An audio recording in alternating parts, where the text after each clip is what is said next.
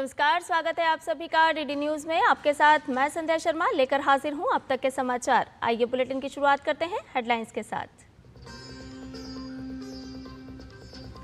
लगभग 27 साल बाद आज दिल्ली में फिर बनेगी भाजपा की सरकार। शालीमार बाग से पहली बार विधायक बनी रेखा गुप्ता और उनकी कैबिनेट आज लेगी शपथ।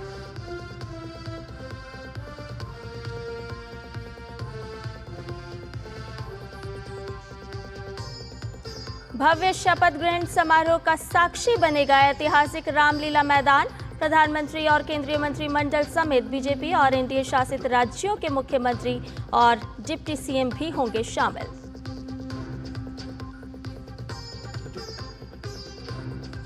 विदेश मंत्री डॉक्टर एस जयशंकर आज से दक्षिण अफ्रीका के जोहान्सबर्ग दौरे पर।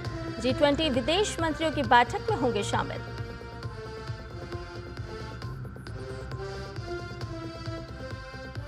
पाकिस्तान का वीडियो महाकुंभ का बताने पर सोशल मीडिया हैंडल्स के खिलाफ एफआईआर। योगी आदित्यनाथ ने भी विपक्ष की बयानबाजी और झूठे वीडियो को बताया सनातन आस्था से खिलवाड़।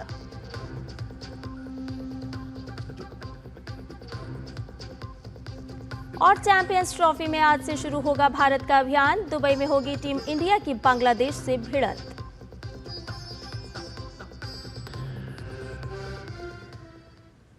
और आइए अब इन सभी खबरों को जान लेते हैं विस्तार से। आपको बता दें कि रेखा गुप्ता दिल्ली की नई मुख्यमंत्री होंगी। भारतीय जनता पार्टी के दिल्ली स्थित दफ्तर में पार्टी विधायक दल की बैठक के बाद उनके नाम पर मोहर लग गई है। दिल्ली के शालीमार बाग से विधायक रेखा गुप्ता बीजेपी के महिला मोर्चा की राष्ट्रीय उपाध्यक्ष भी हैं। 27 साल बाद राष्ट्रीय राजधानी में सत्ता में आने के बाद पार्टी ने उन्हें सरकार के मुखिया के रूप में चुना है। शीला दीक्षित, सुषमा स्वराज और आतिशी के बाद रेखा गुप्ता दिल्ली की चौथी महिला मुख्यमंत्री होंगी। रेखा गुप्ता ने राजनिवास में उपराज्यपाल वीके सक्सेना से मिलकर नई सरकार बनाने का दावा पेश किया। रेखा गुप्ता ने 1992 में दिल्ली विश्वविद्यालय के दौलत राम कॉलेज में एबीवीपी के माध्यम से अपनी राजनीतिक यात्रा शुरू की थी। फिर दिल्ली विश्वविद्यालय छात्र संघ की अध्यक्ष बनी। प्रधानमंत्री नरेंद्र मोदी समेत तमाम दलों के नेताओं ने रेखा गुप्ता को बधाई दी है। और आइए एक नजर डालते हैं दिल्ली की नई मुख्यमंत्री रेखा गुप्ता के राजनीतिक सफर पर। दिल्ली के अगले मुख्यमंत्री के नाम का ऐलान हो गया है। पहली बार भारतीय जनता पार्टी की ओर से विधायक बनी रेखा गुप्ता को इस पद के लिए चुना गया है। भाजपा विधायक दल की बैठक में उन्हें विधायक दल का नेता चुना गया। 27 साल बाद राष्ट्रीय राजधानी में सत्ता में आने के बाद पार्टी ने उन्हें सरकार के मुखिया के रूप में चुना है। दिल्ली विधानसभा चुनाव में रेखा गुप्ता शालीमार बाग सीट से विधायक हैं। उन्होंने विधानसभा चुनाव में आम आदमी पार्टी की वंदना कुमारी को शिकस्त दी। उनका जन्म हरियाणा के जींद जिले में स्थित नंदगढ़ गांव में 1974 में हुआ था। बाद में उनका परिवार साल 1976 में दिल्ली शिफ्ट हो गया। रेखा गुप्ता ने दिल्ली यूनिवर्सिटी से बीकॉम और एलएलबी की डिग्री प्राप्त की है और उनकी उच्च शिक्षा दिल्ली विश्वविद्यालय से ही हुई है। उन्होंने अपने राजनीतिक जीवन की शुरुआत 1992 में संघ के छात्र संगठन अखिल भारतीय विद्यार्थी परिषद से की थी। 1996 में दिल्ली विश्वविद्यालय छात्र संघ की अध्यक्ष भी रह चुकी हैं। 2007 और 2012 में उत्तरी पीतमपुरा से पार्षद चुनी गईं। रेखा गुप्ता भारतीय जनता युवा मोर्चा की दिल्ली इकाई की सचिव और राष्ट्रीय सचिव भी रह चुकी हैं। इसके अलावा वो दिल्ली बीजेपी महिला मोर्चा की महासचिव और बीजेपी की राष्ट्रीय कार्यकारिणी की सदस्य भी रह चुकी हैं। वैश्य समुदाय से आने वाली रेखा गुप्ता लंबे समय से आरएसएस से जुड़ी रही हैं। दिल्ली में भाजपा का प्रमुख महिला चेहरा रहीं। उन्होंने सुमेधा योजना जैसी पहल की शुरुआत की। भारतीय जनता पार्टी ने रेखा गुप्ता को साल 2015 और 2020 दोनों विधानसभा चुनाव में दिल्ली की शालीमार बाग विधानसभा सीट से टिकट दिया था। हालांकि दोनों चुनाव में वंदना कुमारी ने उन्हें मात दी थी। हालांकि साल 2025 के चुनाव में रेखा गुप्ता ने आखिरकार आम आदमी पार्टी की वंदना कुमारी को चुनाव हराया और अब वो दिल्ली की सीएम बनेंगी। रेखा गुप्ता दिल्ली की चौथी महिला मुख्यमंत्री होंगी। उनसे पहले सुषमा स्वराज, शीला दीक्षित और आतिशी इस पद पर रह चुकी हैं। Bureau report, DD news. और दिल्ली की नवनिर्वाचित मुख्यमंत्री रेखा गुप्ता ने कहा है कि दिल्ली की जनता से किए गए हर वादे को पूरा किया जाएगा। डीडी न्यूज से विशेष बातचीत में उन्होंने कहा कि देश की राजधानी का मुख्यमंत्री महिला को बनाना एक बड़ी जिम्मेदारी है। मैं प्रधानमंत्री नरेंद्र मोदी को धन्यवाद देती हूं। रेखा गुप्ता ने कहा कि प्रधानमंत्री नरेंद्र मोदी के नेतृत्व में दिल्ली का स्वर्णिम अध्याय शुरू होगा। दिल्ली की मुख्यमंत्री रेखा गुप्ता जी हमारे साथ हैं। मैम, सबसे पहले आपको बधाई। और इस नई जिम्मेदारी को किस तरीके से देख रही हैं आप? बहुत बड़ी जिम्मेदारी है। दिल्ली जो देश की राजधानी है और वहाँ पे एक महिला को मुख्यमंत्री बनाया जाना सच में एक बहुत बड़ा निर्णय है। मैं बहुत धन्यवाद करती हूँ अपने शीर्ष नेतृत्व का, आदरणीय प्रधानमंत्री जी का, दिल्ली की जनता का, हमारे सभी विधायक गणों का, जिन्होंने मिल करके ये जिम्मेदारी मुझे सौंपी है। और मैं पूरी कोशिश करूंगी कि मेरा हर क्षण जो आने वाला समय है उसमें जो विज़न आदरणीय प्रधानमंत्री जी ने दिल्ली के लिए देखा है, जो कमिटमेंट्स हमने दिल्ली की जनता से की है, उसे पूरा करने में लगाऊं। मैम, अगर बात की जाए, आप विद्यार्थी जीवन से राजनीति में आई और सुषमा स्वराज जी की अब लेगेसी संभालने जा रही हैं, कितनी बड़ी चुनौती देखती हैं इसको? एक बड़ी चुनौती है क्योंकि दिल्ली पे पूरे देश की निगाहें टिकी है, पर मैं सौभाग्यशाली हूँ कि आदरणीय प्रधानमंत्री जी का नेतृत्व हमें मिल रहा है और उनके नेतृत्व में जो दिल्ली का एक नया अध्याय शुरू होगा वो बहुत ही सुंदर, स्वर्णिम होगा और दिल्ली को वो मिलेगा जिसकी वो अधिकारी है। यमुना की सफाई की बात करें, पर्यावरण प्रदूषण की बात करें और दिल्ली के खस्ता हाल की बात करें, ये तीन प्रमुख मुद्दे आपके सामने चुनौती बनकर रहेंगे। इसको लेकर क्या करेंगे? एक एक विषय जो दिल्ली से जुड़ा है उसके लिए डिटेल प्लानिंग बना करके काम किया जाएगा और सभी लोग मिल करके इस कार्य को पूरा करेंगे। आधी आबादी का आप प्रतिनिधित्व करने जा रही हैं और बीजेपी की इस पहली महिला मुख्यमंत्री हैं फिलहाल के दौर में। अगर देखा जाए तो आपको लगता है कि जिम्मेदारी ज्यादा बढ़ जाती है आधी आबादी को लेकर? बिल्कुल बढ़ जाती है और मैं अपनी बहनों को ये भरोसा दिलाती हूँ कि आदरणीय मोदी जी जितना ध्यान हम बहनों का रखते हैं उसमें 100% जितनी चीजें उनके लिए सोची गई है उनको पूरा करना, यही मेरा ध्येय है। शुक्रिया हमसे बातचीत करने के लिए। तो ये थी हमारे साथ दिल्ली की मुख्यमंत्री रेखा गुप्ता। कैमरा पर्सन संदीप के साथ निशांत राय, डीडी न्यूज, दिल्ली। और रेखा गुप्ता के दिल्ली के मुख्यमंत्री बनाए जाने की घोषणा का बीजेपी के नेताओं ने स्वागत किया है। बीजेपी के नेताओं का कहना है कि रेखा राज में दिल्ली का चौतरफा विकास होगा और वो दिल्ली की जनता की उम्मीदों पर खरा उतरेंगी। सीएम के नाम के लिए लीडर ऑफ हाउस के नाम से रेखा गुप्ता जी का नाम प्रपोज किया गया है, उसका हम स्वागत करते हैं। शीर्ष नेतृत्व ने जो किया है ठीक किया है, महिलाओं को सम्मान दिया है और हम उसके साथ हैं। मेरी बहुत बहुत शुभकामनाएं और बधाई है और मुझे पूरी उम्मीद है कि उनके नेतृत्व में निश्चित तौर पे दिल्ली के लोगों ने जो कष्ट भोगा है पिछले 10 सालों में, उससे भारतीय जनता पार्टी और रेखा जी मुक्त कराएंगी। महिला सशक्तिकरण की बात आदरणीय मोदी जी न सिर्फ कहते हैं, करते भी हैं। दिल्ली भाजपा के विधायक दल के नेता के रूप में रेखा जी का नाम तय किया है। रेखा जी को बधाई, पूरी दिल्ली को बधाई। सभी क्वालिटी को ध्यान में रखा गया, उनका संगठन का अनुभव, उनका सत्ता का अनुभव, लेकिन जब वो एक महिला है तो एक महिला होने के नाते मुझे और भी खुशी है। मैं प्रधानमंत्री जी का धन्यवाद देना चाहती हूँ। जो फैसला आया है, पूरा कार्यकर्ता एकजुट हो गया दिल्ली का, क्योंकि पहली बार एमएलए बनने पर उनको ये जो मुख्यमंत्री बनाया महिला को, और उसमें काबिलियत है। जो मोदी जी के हमारे काम, जो मोदी जी के ने गारंटी पे गारंटी दी है, अमित शाह जी ने जो मैनिफेस्टो भेजा है, हम उसको घर घर पहुंचाएंगे। दिल्ली के मुख्यमंत्री के रूप में रेखा गुप्ता का नाम आने के बाद उनके शालीमार बाग स्थित आवास पर भी उत्साह का माहौल नजर आया। ढोल नगाड़े के साथ सेलिब्रेशन और जय श्री राम के नारे गूंजे। रेखा गुप्ता के पति मनीष गुप्ता ने भी कार्यकर्ताओं से बधाई ली। रेखा गुप्ता जी के घर पर आप देख रहे हैं कि ये सेलिब्रेशन की तस्वीर है और इस वक्त हमारे साथ रेखा गुप्ता के पति मनीष गुप्ता जी मौजूद है।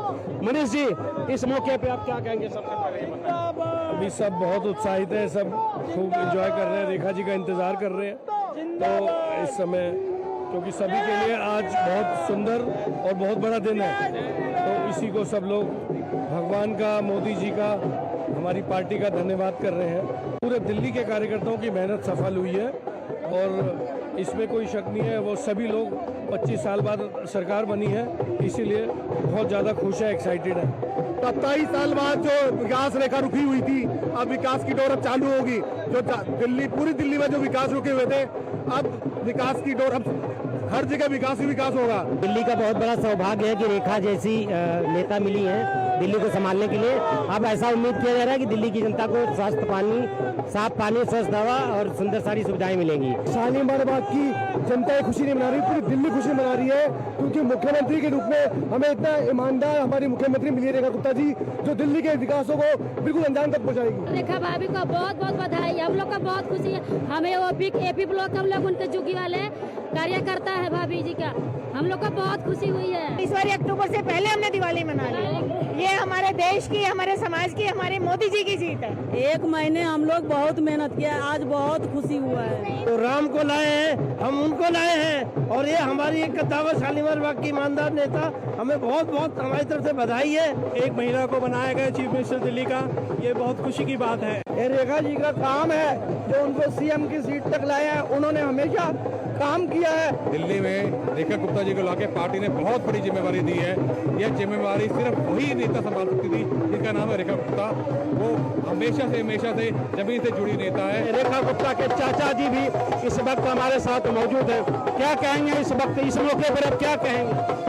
ये बहुत बढ़िया मौका है देश के लिए और दिल्ली की जनता का दुख बढ़ाने के लिए। देख सकते हैं कि चारों तरफ से सेलिब्रेशन का माहौल है। आम लोगों में उम्मीद जगी है कि रेखा गुप्ता उनके लिए विकास का कार्य करेगी। कैमरामैन जगमोहन प्रधान के साथ धीरज कुमार, टीवी न्यूज, शालीमार बाग। और अखिल भारतीय महिला कांग्रेस के अध्यक्ष अलका लांबा ने रेखा गुप्ता को दिल्ली का मुख्यमंत्री चुने जाने पर बधाई दी है। अलका लांबा ने सोशल मीडिया प्लेटफॉर्म एक्स पर दिल्ली विश्वविद्यालय के 1995 के छात्र संघ चुनाव में स्वयं के NSUI से अध्यक्ष पद पर जीत और ABVP की रेखा गुप्ता के महासचिव पद पर जीत के बाद शपथ ग्रहण की एक तस्वीर साझा कर उन्हें बधाई और शुभकामनाएं दी हैं।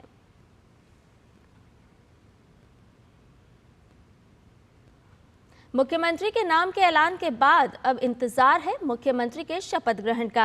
आज दिल्ली के रामलीला मैदान पर दोपहर करीब 12:30 बजे शपथ ग्रहण समारोह होगा, जिसमें प्रधानमंत्री नरेंद्र मोदी सहित उनका पूरा मंत्रिमंडल शामिल होगा। इसके साथ ही एनडीए शासित राज्यों के सीएम और डिप्टी सीएम भी इस शपथ ग्रहण समारोह में शामिल होंगे। ये वही दिल्ली का रामलीला मैदान है जहां 2013 में अरविंद केजरीवाल ने सत्ता संभाली थी और अब 12 साल बाद नई राजनीति की शुरुआत होने जा रही है। शपथ ग्रहण की सभी तैयारियां पूरी हो गई हैं। भाजपा के राष्ट्रीय महासचिव तरुण चुघ ने रामलीला मैदान में होने वाले दिल्ली के नए मुख्यमंत्री के शपथ ग्रहण समारोह की चल रही अंतिम तैयारियों की समीक्षा की। दिल्ली बीजेपी ने सोशल मीडिया प्लेटफॉर्म एक्स पर शपथ ग्रहण समारोह को लेकर एक पोस्टर साझा किया है और इसके जरिए दिल्ली वालों से विकसित दिल्ली शपथ समारोह का साक्षी बनने की अपील की गई है। रामलीला मैदान में 30,000 लोगों के बैठने की व्यवस्था की गई है। 3 बड़े मंच बनाए गए हैं। सुरक्षा व्यवस्था को लेकर दिल्ली पुलिस ने भी विशेष तैयारियां की है। 5,000 से ज्यादा पुलिसकर्मी सुरक्षा में तैनात रहेंगे। रामलीला मैदान में VIP प्रवेश के लिए 4 गेट बनाए गए हैं। सुरक्षा जांच के लिए मेटल डिटेक्टर और बैरिकेड्स लगाए जा रहे हैं। शपथ ग्रहण को देखते हुए दिल्ली यातायात पुलिस ने कुछ मार्गों में बदलाव भी किया है। अर्धसैनिक बलों की 10 से ज्यादा कंपनियां भी सुरक्षा में तैनात होंगी। दिल्ली के अंदर एक ऐतिहासिक कार्यक्रम होने वाला है। मैं समझता हूं आज तक का दिल्ली का सबसे बड़ा ऐतिहासिक कार्यक्रम रामलीला मैदान में होगा, जिसमें दिल्ली का जन जन खुद उपस्थित होकर आदरणीय प्रधानमंत्री जी को और नवनियुक्त मंत्रिमंडल को आशीर्वाद देगा। और बुलेटिन में खबरें अभी और भी हैं, लेकिन फिलहाल रुकने एक छोटे से ब्रेक के लिए जल्द हाजिर होंगे। एक ऐसा तबका जो रिटायरमेंट के बारे में आज भी बिल्कुल नहीं सोचता, वो है औरतें। औरतें कमा के भी वनरेबल हैं। सो एनपीएस एक इक्वालिटी ला रहा है। हम सब एक बराबर प्लेटफॉर्म पे हैं। अपने बेहतर कल को सुनिश्चित करने के लिए एनपीएस जरूरी है। Money saved is money earned. I'm now happy that I could save money every month. because of my PNG stove, as it cuts down on 20 to 25% of fuel usage. My PNG stove is also 100% safe with the ISI mark. Moreover, PNG as a fuel burns completely, making it a more environment-friendly fuel. So, use PNG and save money like me.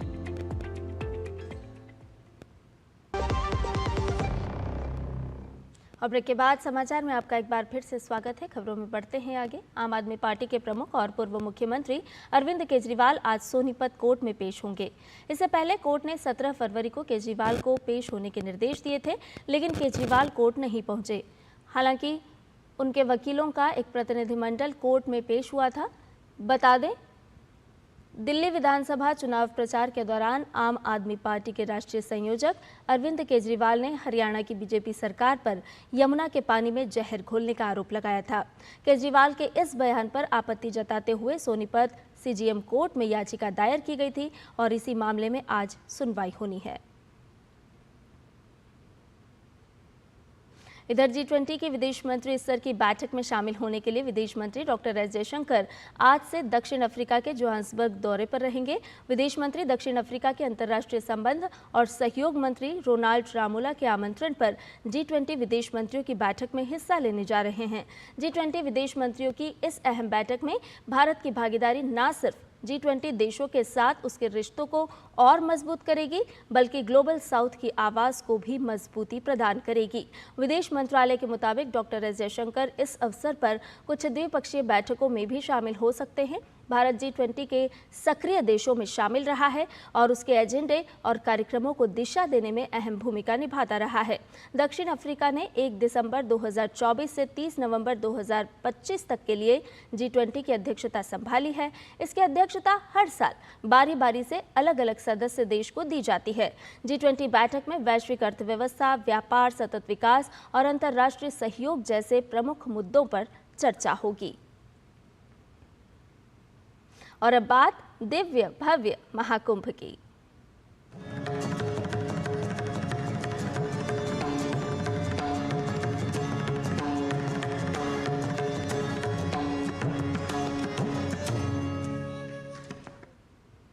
Uttar Pradesh के मुख्यमंत्री योगी आदित्यनाथ ने महाकुंभ को लेकर फैलाई जा रही तमाम तरह की अफवाहों को लेकर विपक्षी दलों और उनके सोशल मीडिया हैंडल्स को कसकर लताड़ लगाई है।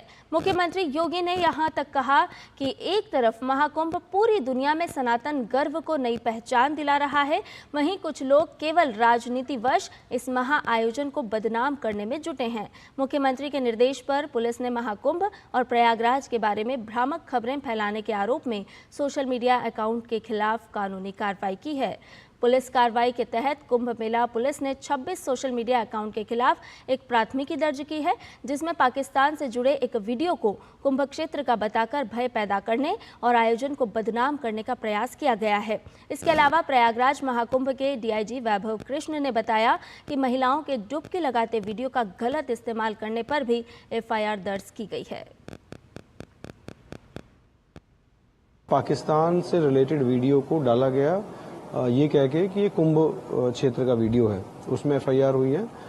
उसमें करीब 26 जो सोशल मीडिया हैंडल्स हैं, प्रोफाइल्स, उनके खिलाफ FIR हुई है।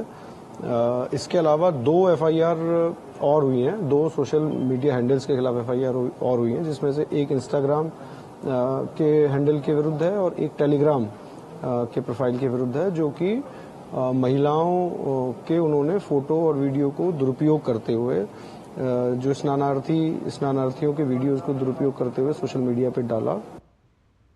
और महाकुंभ में पवित्र स्नान के लिए बिहार से बड़ी संख्या में श्रद्धालु प्रयागराज रेल के माध्यम से पहुंच रहे हैं। इस कारण बिहार के रेलवे स्टेशन पर बड़ी भीड़ देखी जा रही है। यात्रियों की सुरक्षा और सुविधा के लिए रेलवे ने खास इंतजाम किए हैं। देखिए पटना से ये खास रिपोर्ट। बिहार से महाकुंभ जाने वाले श्रद्धालुओं की सुविधा के लिए विशेष इंतजाम।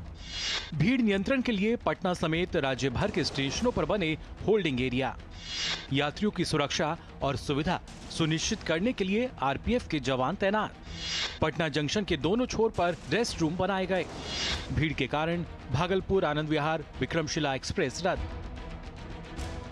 प्रयागराज में चल रहे महाकुंभ में बड़ी संख्या में श्रद्धालु बिहार से स्नान करने के लिए पहुंच रहे हैं। ट्रेनों में लोगों की भीड़ को देखते हुए स्टेशन परिसर और प्लेटफॉर्म पर सुरक्षा के व्यापक इंतजाम किए गए हैं। यात्रियों की सुविधा के लिए स्टेशन परिसर में वेटिंग एरिया बनाया गया है। साथ ही बिना वैध टिकट के यात्रियों के प्लेटफॉर्म पर प्रवेश को रोक दिया गया है। व्यवस्थित तरीके से हमेशा बोर्डिंग होती रहे, लोग किसी कंफ्यूजन में कोई भागदौड़ न करें, इसलिए वहाँ पे लगातार नज़र रखी जा रही है सीनियर अधिकारियों के द्वारा, टीम्स के द्वारा, आरपीएफ कमर्शियल और विभिन्न विभागों की टीम के द्वारा।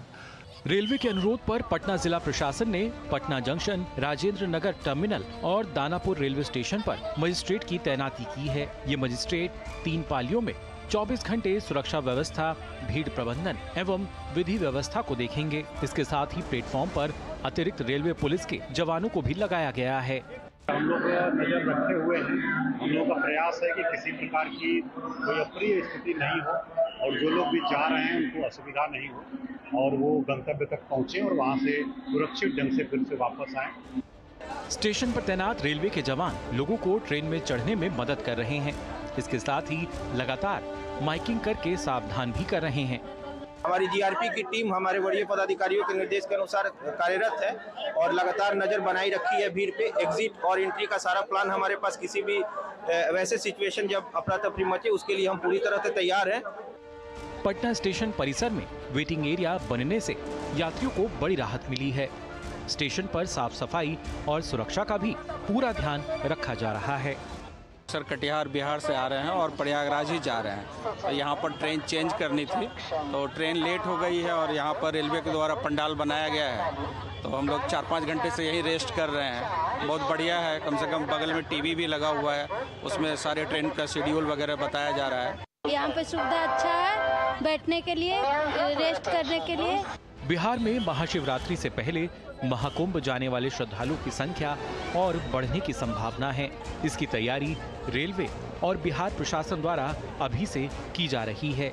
कुंभ के खत्म होने में अब 1 सप्ताह के लगभग का वक्त रह गया है, लेकिन पटना जंक्शन पर यात्रियों की भारी भीड़ अभी भी देखने को मिल रही है। ऐसे में रेलवे ने व्यापक इंतजाम किया है, एक परमानेंट वेटिंग एरिया भी बनाया गया है। इसके साथ ही एक टेम्पररी टिकट लेने की व्यवस्था भी की गई है ताकि यात्रियों को किसी तरह की परेशानी का सामना न करना पड़े। रेलवे ने ये जो इंतजाम किया है ये कुंभ से लेकर के होली तक की भीड़ को संभाल करके रखेगी। डीडी न्यूज के लिए पटना से मधुरेश नारायण।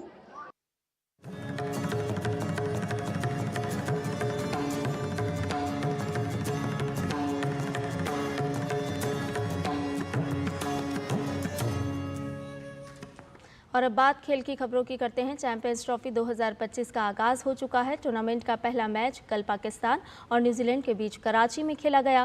न्यूजीलैंड ने गत चैंपियन पाकिस्तान को 60 रन से हराकर चैंपियंस ट्रॉफी की विजयी शुरुआत की। न्यूजीलैंड ने ग्रुप ए के इस मैच में बल्ले के बाद गेंद से भी दमदार प्रदर्शन किया और मेजबान टीम को मात दी। न्यूजीलैंड ने टॉम लॉथम और विल यंग के शतकों से 50 ओवर में 5 विकेट पर 320 रन बनाए थे। जवाब में गत चैंपियन पाकिस्तान की पूरी टीम 47 ओवर 2 गेंद में 260 रन पर ऑल आउट हो गई। पाकिस्तान के लिए खुशदिल शाह और बाबर आजम ने अर्धशतक जड़े, लेकिन ये टीम को जीत दिलाने के लिए काफ़ी नहीं रहे। भारतीय क्रिकेट टीम चैंपियंस ट्रॉफी में आज अपने अभियान की शुरुआत करेगी। भारत अपना पहला मैच बांग्लादेश के खिलाफ दुबई क्रिकेट स्टेडियम में खेलेगा। वनडे क्रिकेट में बांग्लादेश के खिलाफ भारत का पलड़ा भारी है। वहीं इसी महीने इंग्लैंड के खिलाफ सीरीज को 3-0 से अपने नाम करने वाली टीम इंडिया के हौसले बुलंद हैं।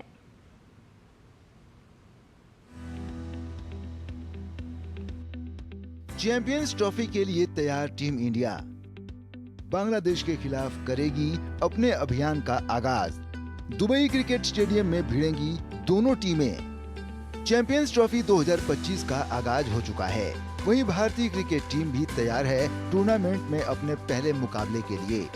टीम इंडिया अपने अभियान की शुरुआत गुरुवार को बांग्लादेश के खिलाफ मुकाबले से करेगी। दोनों टीमें दुबई क्रिकेट स्टेडियम में भिड़ेंगी।